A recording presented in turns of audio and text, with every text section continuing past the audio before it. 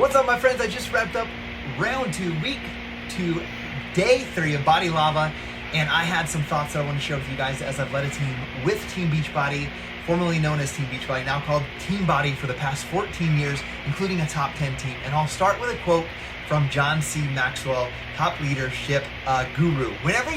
Whenever people stop actively learning and growing, the clock has started ticking down to a time when they'll no longer have anything left to give. If you want to keep giving, you have to keep growing.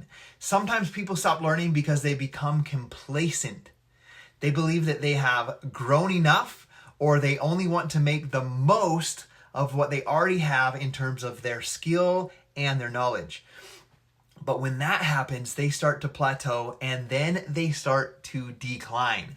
They lose their innovative spirit and they begin to think about being efficient instead of breaking new ground. They cut cost instead of investing in growth. Their vision becomes very limited, and instead of playing to win, they start playing not to lose. Instead of playing to win, they play to not lose. Repeat.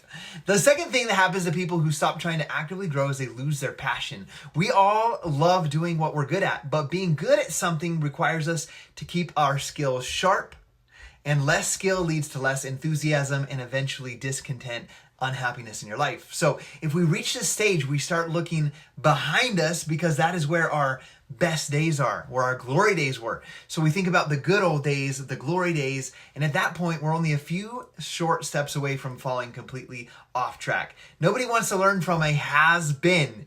So what kind of contribution can we make if we get to this point?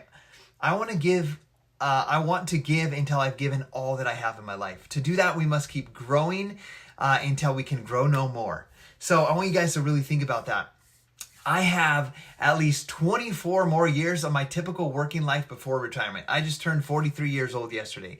And I'm going to strive my very best to continue growing myself and to add value to my family and to the people around me every single day. When people are number one in your life, adding value to them becomes natural. You do that because it becomes a part of your lifestyle. It's who you are. It's adding value and mentoring other people and being that role model. So somebody came to me a couple days ago and they told me, hey, Scotty, I have this huge email list. I have this funnel system. And they said, I could sell the out of Shakeology and Body on automation. Their next comment was, and I quote, but I don't have time to run those groups and help those people.